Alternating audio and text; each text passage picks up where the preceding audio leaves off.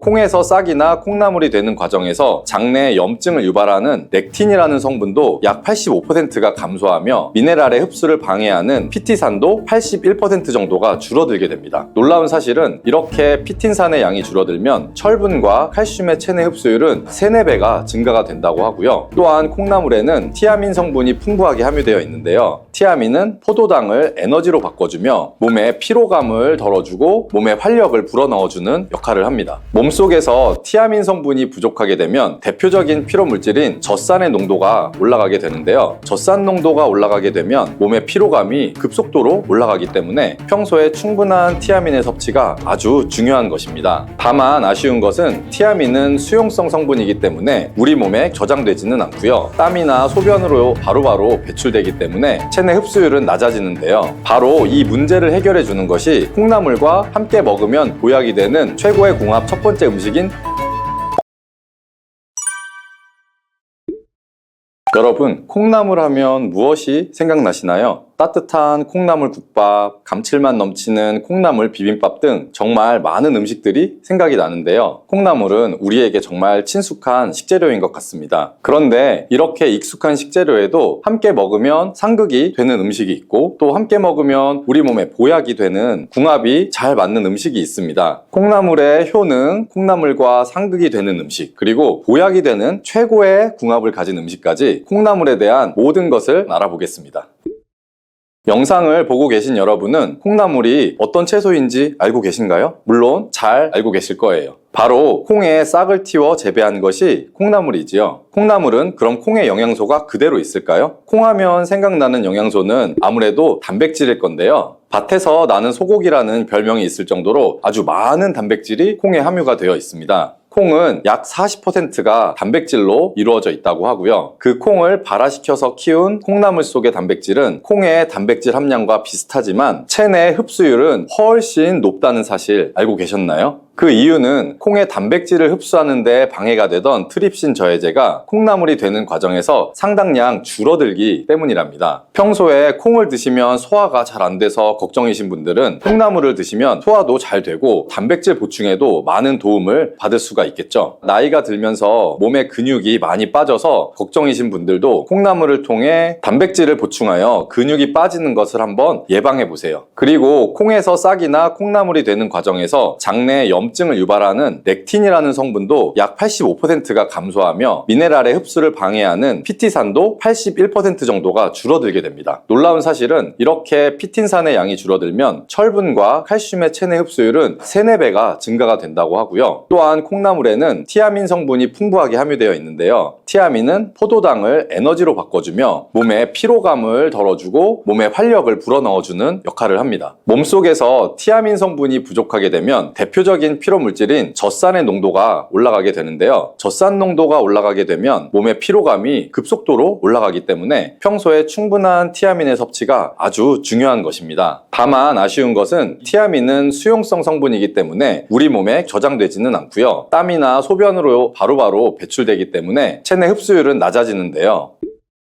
바로 이 문제를 해결해 주는 것이 콩나물과 함께 먹으면 보약이 되는 최고의 궁합 첫 번째 음식인 부추입니다. 부추 속의 알리신 성분이 콩나물의 티아민의 흡수율을 최대 약 20배까지 높여주고 이뿐 아니라 천연 강장제라 불리는 알리티아민으로 변화를 시켜주게 됩니다. 또한 부추와 콩나물은 간 건강에도 아주 많은 도움을 주는데요. 콩나물에 풍부한 아스파라긴산과 아르기닌 성분이 간에 해독작용을 하여 간의 독소를 제거해주며 부추는 간에 쌓인 피로물질을 분해시켜 주어서 우리 몸이 가뿐하며 활력 넘치는 상태가 되도록 만들어주는 것이죠. 여기서 한 가지 콩나물과의 상극은 바로 몸이 찬 분들입니다. 콩나물은 찬 성질이 있어서 몸이 찬 분들이 콩나물을 많이 섭취하게 되면 위장이 지나치게 차갑게 돼서 소화기관에 무리를 줄 수가 있고 소화가 잘 되지 않는 부작용이 생길 수 있습니다. 이때 콩나물을 부추와 함께 드시면 이런 문제는 해결이 되는데요. 부추의 따뜻한 성질이 콩나물의 찬 성질을 중화시켜주고 오히려 위장을 따뜻하게 만들어주기 때문에 소화기관의 기능을 원활하게 하는데 도움을 주게 되는 것입니다. 자, 이렇게 궁합이 잘 맞는 음식도 있지만 또 콩나물과 상극이 되는 음식도 있는데요. 그것은 바로 식초와 겨자입니다. 콩나물에 식초와 겨자를 곁들여서 조리를 하게 되면 콩나물의 비타민과 무기질이 손실이 됩니다. 그래서 콩나물을 섭취하는 의미가 사라지게 되고요. 그렇다면 식초나 겨자 말고 무엇을 곁들여서 조리하면 될까요? 그것은 바로 고춧가루입니다. 고춧가루도 너무 많이 첨가해 드시면 위에 자극을 주어서 안 좋을 수 있으니 주의를 하셔야 하겠지만 적절한 양의 고춧가루를 추가해서 콩나물을 요리를 하시면 신진대사의 촉진과 혈액순환을 돕는데 콩나물과 고춧가루는 정말 찰떡궁합인 음식이 된답니다. 특히 콩나물에는 혈압을 조절하는 효능이 있는데요. 콩나물에 들어있는 펩타이드라는 성분 때문입니다. 펩타이드의 혈압 조절 효능은 심근경색이나 뇌졸중과 같은 심혈관 질환을 예방하는 데 매우 효과적입니다. 이때 고춧가루에 함유된 캡사이신이 이런 콩나물의 효능을 극대화시켜주고 콩나물의 비타민, 체내 흡수율을 상승시켜 주게 되고요. 자, 그리고 재밌는 거 하나 알려드릴게요. 콩나물에는 콩에는 없던 비타민C가 새로 생겨난다는 놀라운 사실이 있는데요. 콩나물에 함유된 비타민C의 양이 사과보다 3배 정도 많고 콩나물의 강력한 항산화 작용으로 활성산소를 제거하여 피부가 노화되는 것을 예방해주는 효과가 있답니다. 그리고 피부에 생성되는 멜라닌 색소를 억제해서 기미나 주근깨와 또 검버섯까지 예방해 주어서 피부를 맑고 환하게 만들어주는 효과까지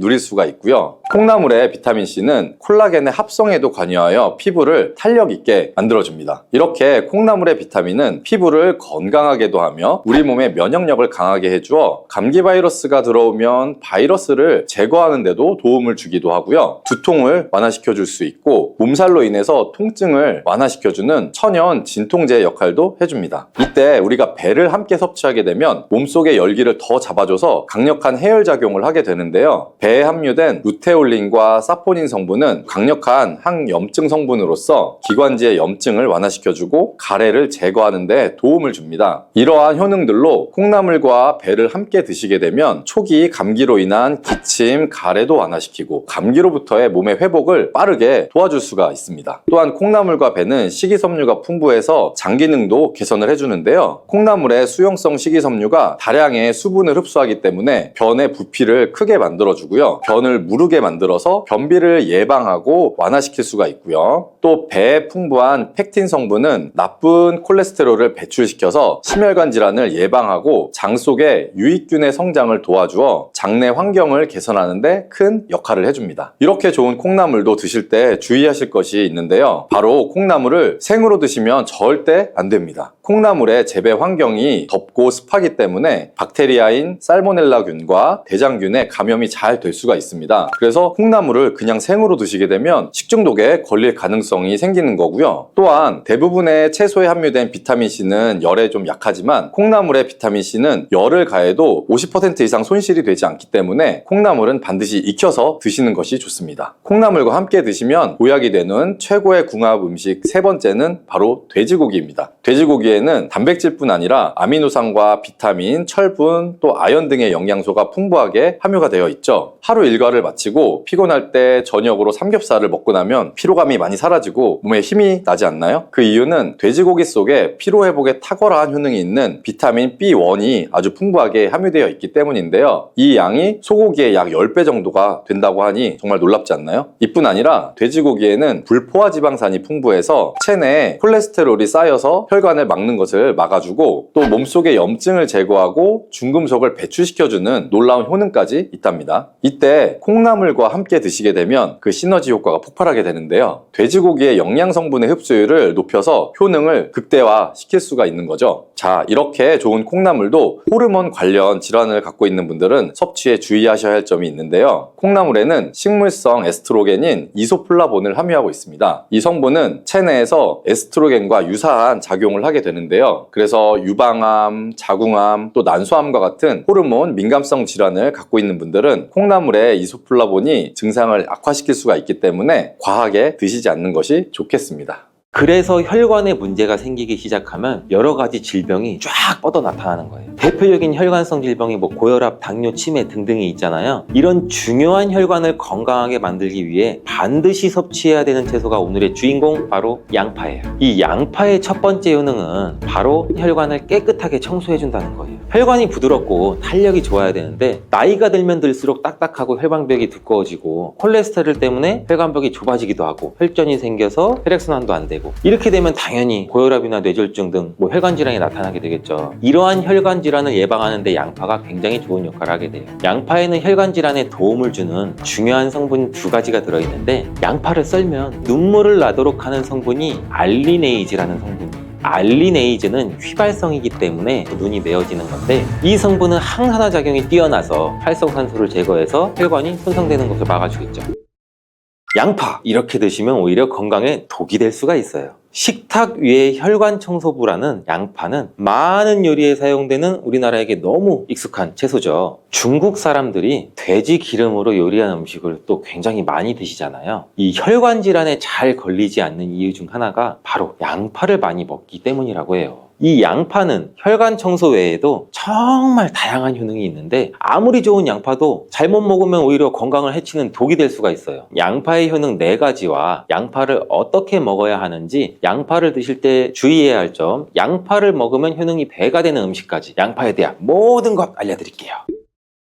나이가 들면서 가장 신경 써야 할 부분이 저는 혈관 건강이 아닌가 싶어요. 노화가 진행되면서 당연히 우리 세포나 혈관의 노화도 진행이 되는데, 사람 몸의 혈관의 길이가 무려 약 10만 킬로미터, 무려 우리 지구 지름이 약 4만 킬로 정도 된다고 하는데, 지구를 2바퀴나 돌 수 있는 길이에요. 이렇게 긴 혈관이 우리 몸속에 있는데 온몸 구석구석 혈관이 그럼 닿지 않는 데가 없겠죠. 그래서 혈관에 문제가 생기기 시작하면 여러 가지 질병이 쫙 뻗어 나타나는 거예요. 대표적인 혈관성 질병이 고혈압, 당뇨, 치매 등등이 있잖아요. 이런 중요한 혈관을 건강하게 만들기 위해 반드시 섭취해야 되는 채소가 오늘의 주인공, 바로 양파예요. 이 양파의 첫 번째 효능은 바로 혈관을 깨끗하게 청소해준다는 거예요. 혈관이 부드럽고 탄력이 좋아야 되는데 나이가 들면 들수록 딱딱하고 혈관벽이 두꺼워지고 콜레스테롤 때문에 혈관벽이 좁아지기도 하고 혈전이 생겨서 혈액순환도 안 되고, 이렇게 되면 당연히 고혈압이나 뇌졸중 등 혈관 질환이 나타나게 되겠죠. 이러한 혈관 질환을 예방하는 데 양파가 굉장히 좋은 역할을 하게 돼요. 양파에는 혈관 질환에 도움을 주는 중요한 성분 2가지가 들어있는데, 양파를 썰면 눈물을 나도록 하는 성분이 알리네이즈라는 성분이에요. 알리네이즈는 휘발성이기 때문에 눈이 메어지는 건데, 이 성분은 항산화 작용이 뛰어나서 활성산소를 제거해서 혈관이 손상되는 것을 막아주겠죠. 노화도 방지해주고,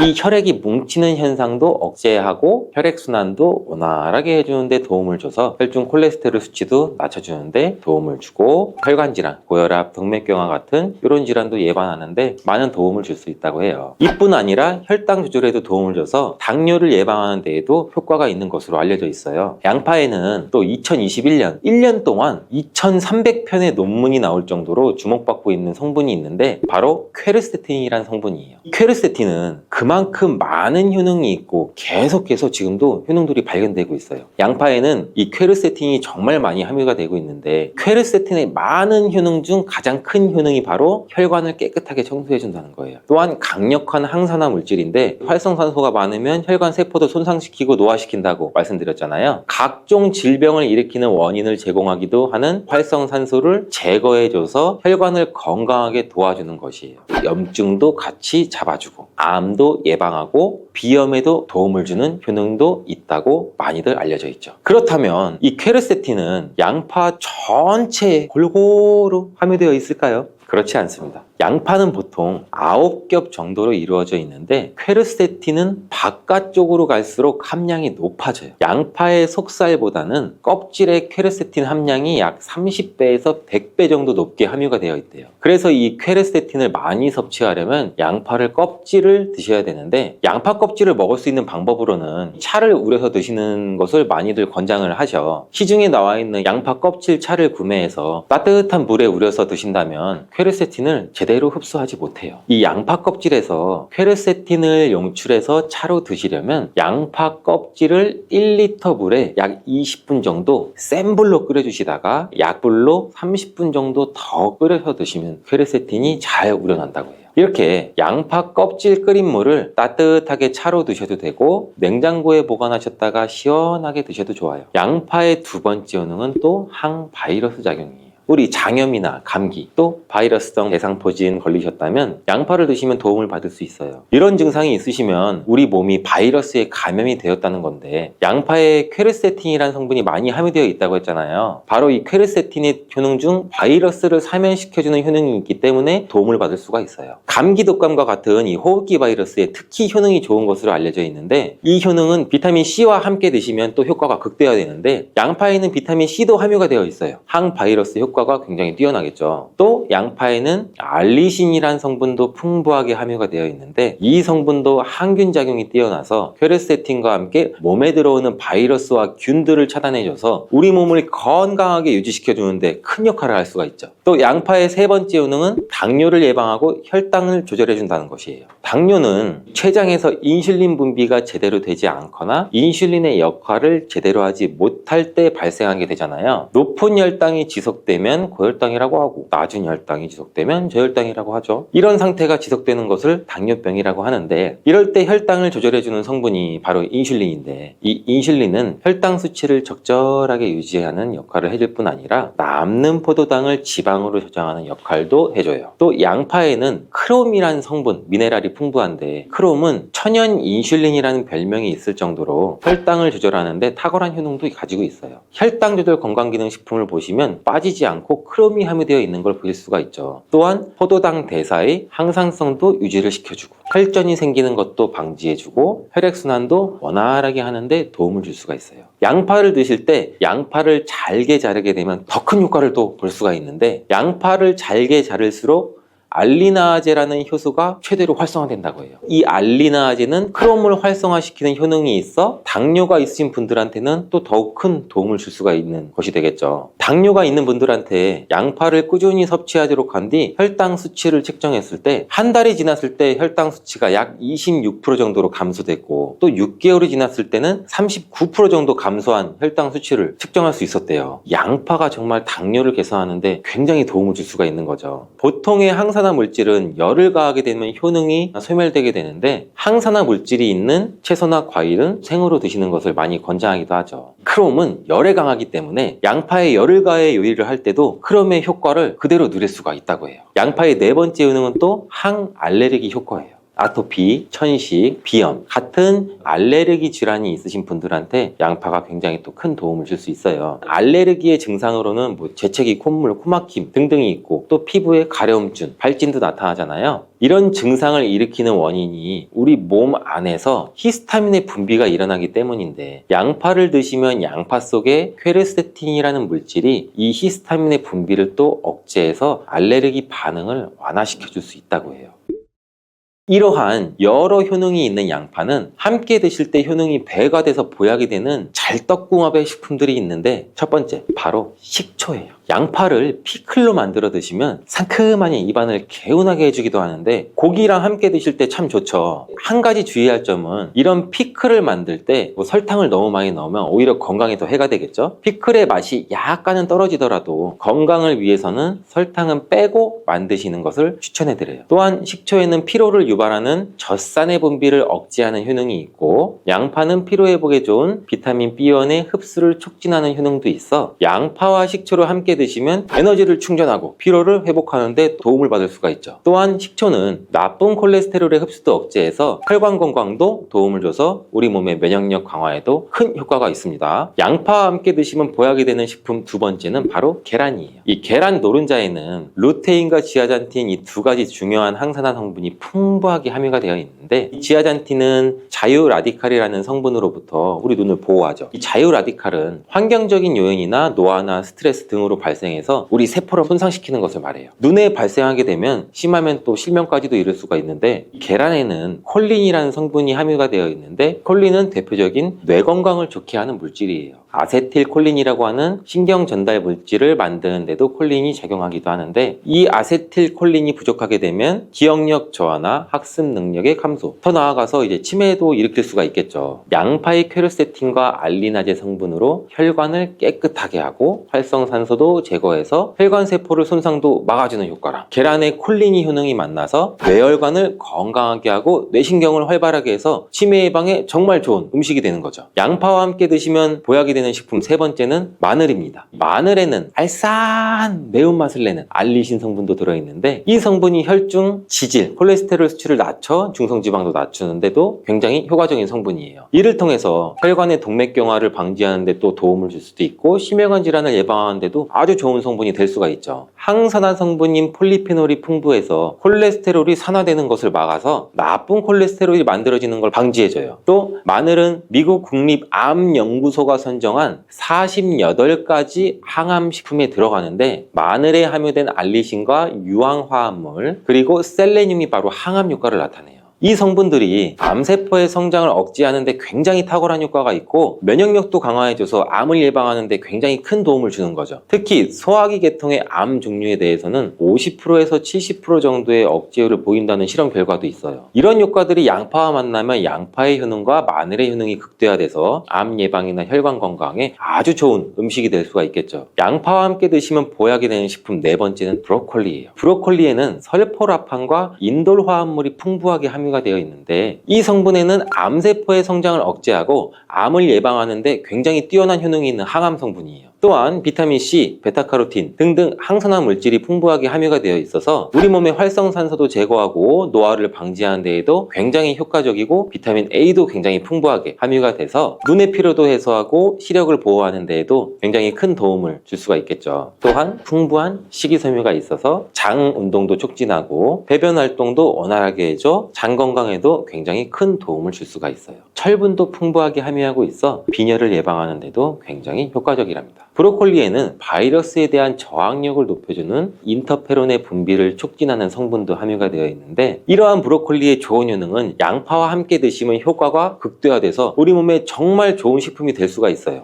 양파와 함께 드시면 보약이 되는 식품 다섯 번째, 오메가3 지방산이 풍부한 들기름이에요. 들기름은 오메가3 지방산이 풍부해서 우리 뇌신경을 보호하고 염증도 감소시켜주는 효과가 있어요. 또한 이 알파리놀렌산이 풍부한데, 이 성분은 우리 몸에 흡수될 때 이 DHA로 전환이 돼서 기억력을 또 강화시켜줘요. 학습 능력 또한 향상시켜주는 효과도 갖고 있는데, 이 오메가3가 풍부한 등푸른 생선을 섭취해도 같은 효능도 누릴 수가 있어요. 양파와 들기름, 꽁치, 고등어와 같은 등푸른 생선을 드셔도 뇌 건강에 많은 도움을 받을 수가 있죠. 이렇게 몸에 좋은 양파도 드실 때 주의하셔야 되는 분들이 있는데, 첫 번째는 동맥경화를 치료하는 와파린 나트륨이라는 성분의 항응고제를 드시는 분들이에요. 혈전 형성을 방지하는 약과 혈액을 묽게 하는 양파를 같이 드시면 오히려 출혈의 위험이 있으니 주의해서 드시길 바라고요. 두 번째는 소화불량이 있으면서 가스가 잘 차시는 분들은 또 양파를 많이 드시면 안 돼요. 이 양파가 장 건강에 도움이 된다고 해서 양파를 드셨는데 오히려 가스가 차고 속이 불편하신 분들도 있으신데, 이런 분들은 양파를 드실 때 주의해서 조금만 드시길 바래요. 체질적으로 양파와 또 맞지 않는 분들이 있을 수가 있어요. 세 번째로는 간이 약한 분들이에요. 이런 분들은 양파 좋다고 양파를 많이 드시게 되면 오히려 간에 부담이 될 수 있고 간 건강도 해칠 수가 있어요. 네 번째는 양파를 드시면 혀에 배태가 끼고 기미가 올라오는 것이 발견되시면 양파를 드시지 않는 것이 좋아요. 다섯 번째, 정말 중요한 내용인데요. 건강에 좋다고 양파즙 많이 내려 드시는 분들 많죠. 근데 혈당 관리를 해야 되는 당뇨가 있으신 분들과 신장이 안 좋으신 분들은 절대 양파즙을 많이 드시면 안 돼요. 양파즙을 내게 되면 이 농축이 돼서 당도도 같이 올라가요. 그리고 즙 상태로 드시게 되면 흡수도 굉장히 빨라서 혈당이 또 급격하게 올라갈 수가 있고, 양파즙에는 칼륨의 함량도 높은데 당뇨 환자뿐 아니라 신장이 안 좋은 분들이 양파를 마시면 칼륨이 신장에 무리를 줘서 건강이 더욱 악화될 수가 있어요. 칼륨이 잘 배출되지 않아서 몸에 쌓이면 심장에까지도 무리를 주게 되고 심하면 돌연사의 원인이 될 수도 있죠. 자, 이렇게 좋은 무도 드실 때 주의하셔야 하는 분들이 있는데요. 바로 갑상선 질환이 있는 분들입니다. 왜냐하면 무에 들어있는 고이트로젠이라는 성분 때문이에요. 처음 들어보시는 분들이 많을 텐데요. 이 성분들은 요오드가 우리 몸 안으로 체내 흡수되는 것을 억제하고 갑상선 호르몬이 생성되는 것을 방해하기 때문이에요. 그래서 갑상선 기능 저하증이 있는 분들이 이 고이트로젠을 많이 드시게 되면 그 증상이 악화가 될 수 있습니다. 겨울 무를 드시면 도대체 어떤 효능이 있을까요? 겨울무는 조직 자체가 치밀하고 단맛도 좋으면서 약성 또한 강한 특징이 있는데요. 그렇다면 그 효과를 한번 알아보겠습니다. 당뇨를 예방하고 혈당을 떨어뜨리려면 무를 이렇게 드셔야 합니다. 요즘 수확되는 무에는 우리 몸에 좋은 영양소가 아주 많아서 건강에 보약이 됩니다. 우리 식탁에 빠지지 않는 깍두기, 나박김치, 무말랭이, 치킨무, 단무지 이렇게 정말 여러 가지 형태로 우리가 무를 많이 먹잖아요. 그 중에서 인기 있는 요리 중에 하나가 바로 무나물이죠. 우리가 무나물 만들 때 보통 어떻게 만드나요? 들기름에 채로 썬 무를 넣고 달달 볶아서 소금으로 간을 하고 여기에 깨소금을 넣어서 보통 먹잖아요. 오늘은 기름을 넣지 않고 무를 볶는 방법을 알려드릴게요. 그리고 바로 그 들기름을 언제 넣어야 되는지도 알려드리겠습니다. 먼저 물을 약간 두껍게 채를 썰어 주시고 여기에 비장의 재료 하나를 더 넣어줍니다. 그것은 바로 양파입니다. 양파도 채를 썬 다음 무와 함께 담아 주시고요. 이 양파를 하나 넣게 되면 무의 해독작용이 배가 되고 단맛도 좋아지게 됩니다. 이렇게 무와 양파를 담은 통에다가 소금으로 1시간 정도만 절여 주시면 돼요. 다 절여지면 무가 흐물흐물하게 되고 무와 양파에서 수분이 많이 빠져나와 있을 건데요. 이 수분도 버리지 말고 우리가 다 사용하는 게 좋습니다. 냄비에 절여진 무와 양파를 넣고 그리고 들기름 대신에 물을 한 컵 넣어 주시는데요. 들기름은 발화점이 낮기 때문에 들기름을 넣어서 무나물을 만들게 되면 들기름에 들어있는 좋은 성분인 오메가3 지방산은 다 날아가고 오히려 건강에 해로울 수가 있기 때문에 들기름은 넣지 말고 이 방법으로 해보시면 좋습니다. 센 불에서 먼저 끓여준 다음에 중불로 익혀주시고요. 이때 물이 쫄아서 바닥에 조금만 깔릴 정도 남을 때까지 해주시면 돼요. 그리고 먹기 직전에 바로 이 들기름을 한 스푼 넣어 드시면 고소하고 달달한 무나물을 드실 수가 있죠. 정말 간단하죠? 이렇게 물을 드시면 소화도 잘 되고 몸의 독소를 배출해주는 해독작용에도 아주 좋은데요. 그럼 겨울 무를 드시면 도대체 어떤 효능이 있을까요? 겨울무는 조직 자체가 치밀하고 단맛도 좋으면서 약성 또한 강한 특징이 있는데요. 그렇다면 그 효과를 한번 알아보겠습니다.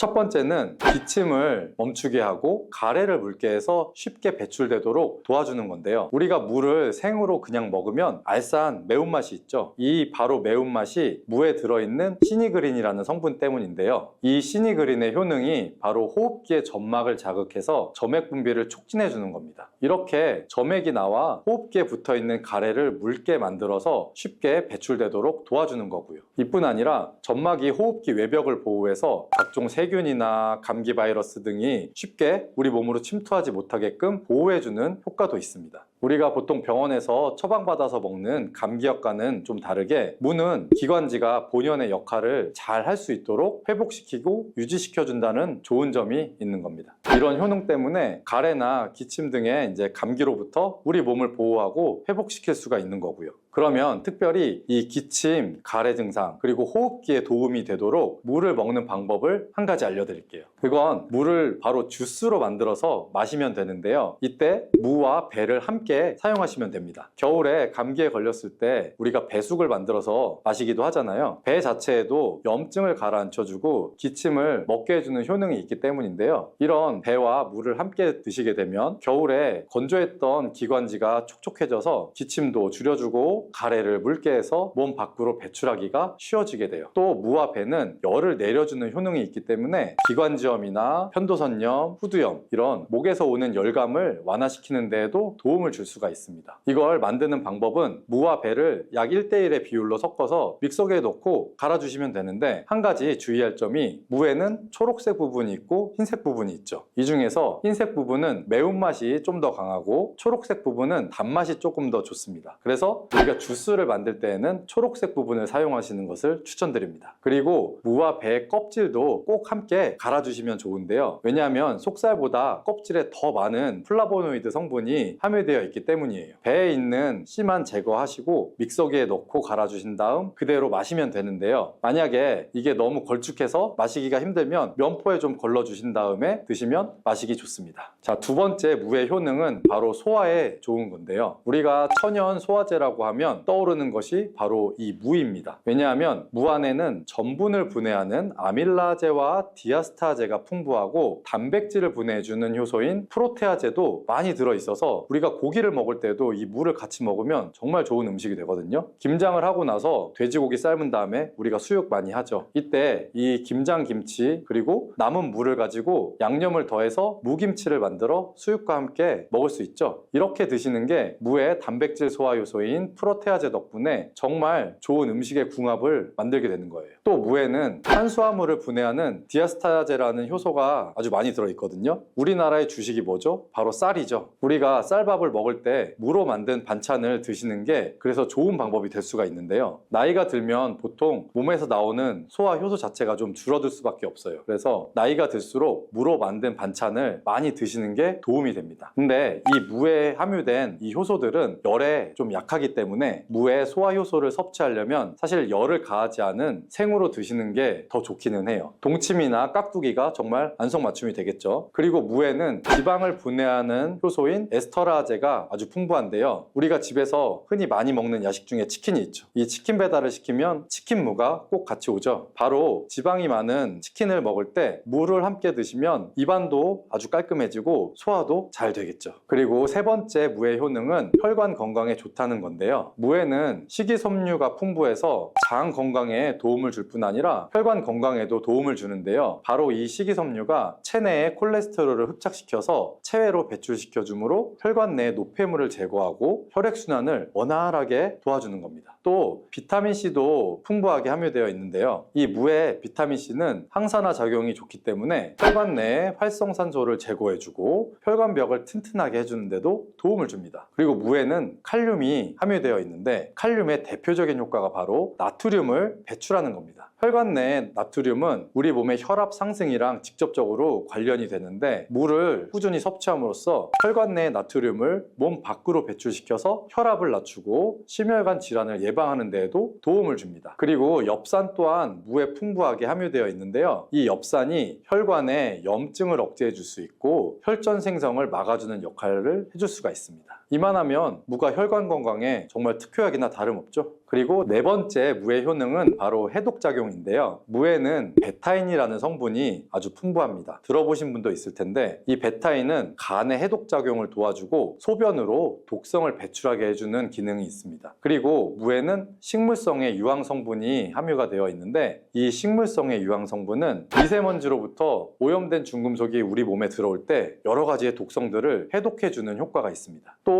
무 안에 함유된 글루코시놀레이트는 담배의 니코틴을 직접적으로 해독하는 효능이 있습니다. 흡연하시는 분들은 꼭 기억하시면 좋은데요. 역사 기록에 보면 담배를 좋아했던 정조대왕이 담배로 인한 몸의 독을 제거해주기 위해서 물을 많이 섭취했다는 기록이 있고요. 그리고 이 글루코시놀레이트는 항암 효과를 가진 성분이라서 특히 유방암 그리고 폐암의 세포 증식을 억제하는 것으로도 잘 알려져 있고요. 해독작용을 넘어서 항암작용까지 하는 무 정말 대단하지 않나요? 자, 다섯 번째 무의 효능은 바로 골다공증 예방에 좋다는 것입니다. 이는 무에 들어있는 칼슘의 함량이 높기 때문이에요. 무 100g에는 칼슘이 약 20mg 정도가 함유가 되어 있고요. 무에 들어있는 칼슘을 섭취하는데 아주 좋은 방법이 있습니다. 그건 바로 무말랭이를 만들어서 드시는 건데요. 무를 충분히 말리게 되면 수분이 날아가고 무의 성분들이 응축이 되게 됩니다. 무말랭이 약 100g에 함유된 칼슘의 함량은 무려 310mg이나 된다는데요. 이 정도면 우리가 약으로 만들 때의 함량에 가깝게 됩니다.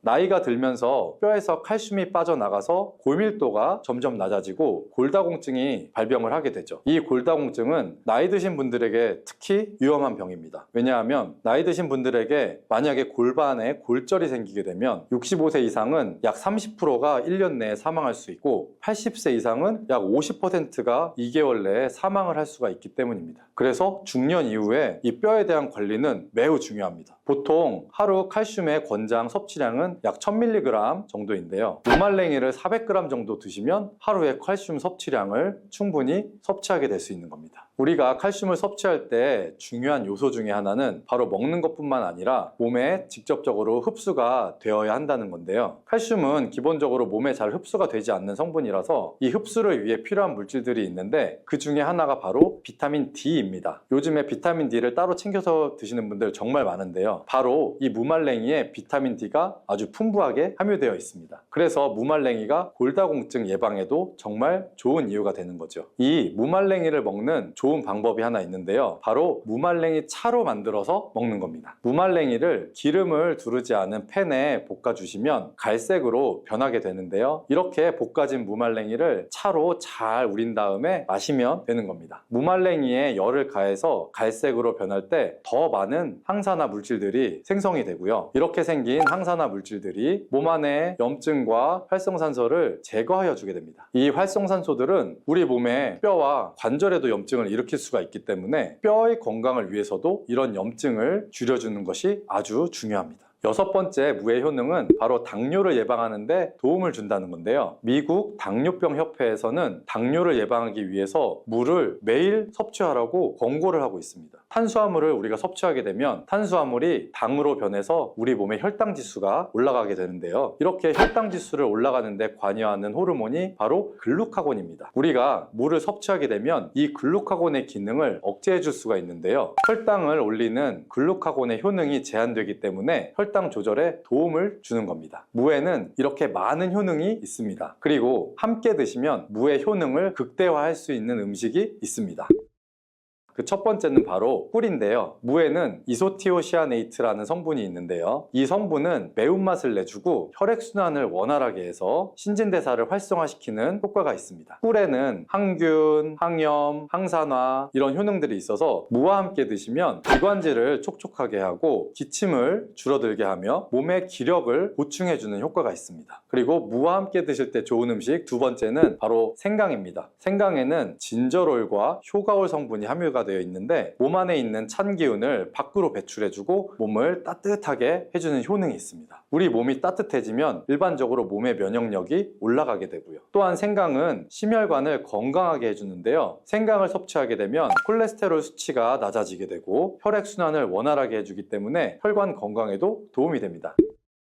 자, 이렇게 좋은 무도 드실 때 주의하셔야 하는 분들이 있는데요. 바로 갑상선 질환이 있는 분들입니다. 왜냐하면 무에 들어있는 고이트로젠이라는 성분 때문이에요. 처음 들어보시는 분들이 많을 텐데요. 이 성분들은 요오드가 우리 몸 안으로 체내 흡수되는 것을 억제하고 갑상선 호르몬이 생성되는 것을 방해하기 때문이에요. 그래서 갑상선 기능 저하증이 있는 분들이 이 고이트로젠을 많이 드시게 되면 그 증상이 악화가 될 수 있습니다. 다만 체내에 요오드가 풍부하게 있는 상태면 사실 이 효과는 미미하기 때문에 평소에 요오드가 풍부한 해조류를 많이 드시면 도움이 됩니다. 그리고 이 고이트로젠은 열을 가하게 되면 일반적으로 그 효과가 약해지게 되기 때문에 따라서 갑상선 기능 저하증이 있는 분들은 물을 드실 때 생으로 그냥 드시지 말고 열에 잘 익혀서 드시기를 추천합니다.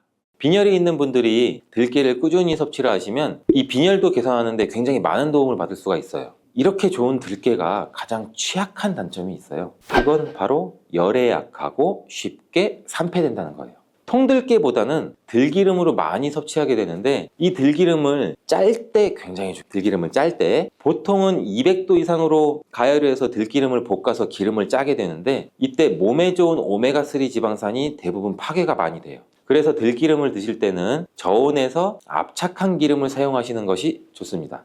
저온 압착류 또는 생들기름이라고도 하는데 이 기름을 요리에 사용할 때도 열에 오랫동안 가열하지 말고 요리가 끝나갈 무렵에 촉촉촉 이렇게 들기름을 넣어 주시거나 먹기 직전에 드레싱해서 드시는 게 굉장히 좋습니다. 또한 이 들기름은 산패가 쉽게 되는데 이 들기름이 산패되면 벤조피렌이라는 물질이 생성되는데 이게 1급 발암 물질이에요. 이 산패된 들기름을 지속적으로 드시게 되면 들깨를 이렇게 드시면 당뇨와 혈당이 싹 사라지고 치매도 예방할 수 있어요. 들기름, 들깨 하면 뭐가 생각나나요, 여러분들은? 들기름에 북어와 미역을 구수하게 볶아 시원한 북어 미역국을 끓여 먹어도 정말 맛있잖아요. 그죠? 건강에도 좋다는 이 들기름과 들깨 잘못 먹으면 암에 걸리고 혈관 건강에도 악영향을 줘서 치매도 유발할 수 있다는 사실 알고 계셨나요? 어떻게 먹을 때 건강을 해쳐 암에 걸리고 또 치매를 유발하는지, 그리고 어떻게 먹는 것이 우리가 건강하게 먹는 방법인지, 또한 어떻게 보관하는 것이 가장 좋은 방법인지 제가 들깨에 대한 모든 것 알려드릴게요. 나이가 들면서 산책하기도 힘들고 관절도 쑤시고 무릎 통증 이것 때문에 힘드시지 않나요, 여러분들? 들깨의 첫 번째 효능은 바로 관절염에 좋다는 거예요. 무릎이나 관절 통증 때문에 병원에서 진통제를 처방받고 약국에서 또 진통제를 받아 드시고, 이때 이 처방받는 우리 진통소염제의 역할이 우리 몸속에 프로스타글란딘이라는 물질이 있어요. 이 물질의 생성을 억제해서 통증을 막아주는 기전인데, 이 들깨 속에 함유되어 있는 식물성 오메가3 지방산인 알파리놀렌산이라는 게 함유되어 있는데, 이는 체내에서 염증을 일으키는 프로스타글란딘이라는 생성을 억제하는 데 아주 좋은 효능을 발휘해요. 이처럼 우리가 오메가3를 먹는 이유 중 하나도 혈관 건강이나 혈행장애, 피를 맑게 해준다 등등의 역할도 있지만, 몸속의 미세염증을 잡아주는 역할이 굉장히 커서 드시는 분들도 많으신데, 이러한 들깨가 바로 이런 염증 유발 물질을 억제해줘서 진통 역할에 도움을 줄 수 있다는 거죠. 또한 들깨의 두 번째 효능은 바로 뼈 건강에 도움을 준다는 건데, 이는 들깨에 관절염과 무릎 통증이나 이런 거를 완화시켜주는 성분도 들어있으면서 뼈 건강에 도움을 주는 이유는 이 칼슘 함량도 높기 때문이에요. 이 들깨 100g에는 약 한 390ml 정도 되는 칼슘이 함유가 되어 있다고 하는데, 뼈 건강에 아주 도움을 줄 수 있는 좋은 식품이기도 해요. 이러한 들깨를 꾸준히 섭취하면 이처럼 칼슘의 흡수도 많아져 골다공증 예방에도 참 좋은데, 중년 이후 노화가 진행될 때 영양 불균형이 생기면서 많이 발생이 하게 되는데, 여성의 경우 폐경 이후에는 골밀도가 많이 감소가 되고 골다공증 발생되는 확률도 높아진다고 해요. 골다공증으로 인해서 노인들의 골반 골절이 일어날 수가 있는데, 이 골반 골절로 인해서 65세 이상이신 분들은 30%가 1년 내에 사망하고, 또 80세 이상인 분들은 50%가 2개월 이내에 사망을 할 수도 있다고, 굉장히 위험하다고 해요. 그럼 노인들에 대한 뼈 관리는 굉장히 중요하겠죠. 이 골다공증 관리에 뼈 건강을 유지하고 골절 위험을 줄이기 위해서도 굉장히 중요해요. 뼈 건강을 위해서 우리 들깨를 꾸준히 섭취하는 게 좋겠죠. 나이가 들면서 깜빡깜빡하는 일도 잦아지고 기억력도 떨어져서 고민되시는 분들 많으시죠? 이제는 걱정하지 마세요. 세 번째 들깨의 효능은 바로 뇌 건강, 뇌신경을 튼튼하게 해주고 기억력도 높여주고 치매를 예방하는 데 도움을 줄 수 있다는 거예요. 이렇게 좋은 효능이 있는 이유는 잠깐 말씀드린 대로 오메가3가 풍부하게 함유가 되어 있는데, 이 오메가3는 보통 흔히들 알고 계시듯이 등푸른 생선에 많이 함유되어 있다고 알고 계시잖아요. 이것은 동물성 오메가3고, 식물성 오메가3인 이 알파리놀렌산이라는 거는 들깨에 많이 들어있어요. 이 들깨에 함유된 지방산 중에서 이 60% 정도나 차지하는 게 바로 이 알파리놀렌산인데, 이 알파리놀렌산은 뇌신경 보호에 탁월한 효과가 있는데, 어떻게 뇌신경을 보호하느냐? 뇌신경에 염증을 일으켜서 망가뜨리는 이 사이토카인이라는 물질이 있는데, 이러한 사이토카인이라는 물질의 분비를 감소를 시키고, 또 알츠하이머 치매 환자의 뇌에서 많이 발견되는 이 비정상적인 단백질이라는 게 있어요. 이게 베타 아밀로이드라고 하는데, 바로 이 알파리놀렌산이 이 베타 아밀로이드를 감소시키기 때문이에요. 참치에도 많이 함유되어 있다는 DHA 많이 들어보셨죠? 이 DHA가 대표적인 뇌기능 강화 물질인데, 이 DHA가 우리의 기억력도 높여주는 데 도움 주고 또 학습 능력 또한 좋게 만들어주는데, 이 DHA는 체내에서 잘 합성이 되지가 않아서 식품으로 섭취를 하는 게 좋아요. 이 들깨에 함유된 알파리놀렌산이 흡수될 때 바로 이 DHA로 전환이 돼요. 그래서 어린이 전용 오메가3 같은 경우에서도 약국에서 많이 보시면 이 EPA보다는 DH 함유량이 높은 영양제도 굉장히 많이 찾아볼 수가 있는데, 이렇듯 들깨가 뇌신경이나 뇌 건강에 좋은 이유가 바로 이것 때문이에요. 네 번째 들깨의 효능은 이 심장을 건강하게 하고 혈관의 노화를 막아주는 데 도움을 준다는 거예요.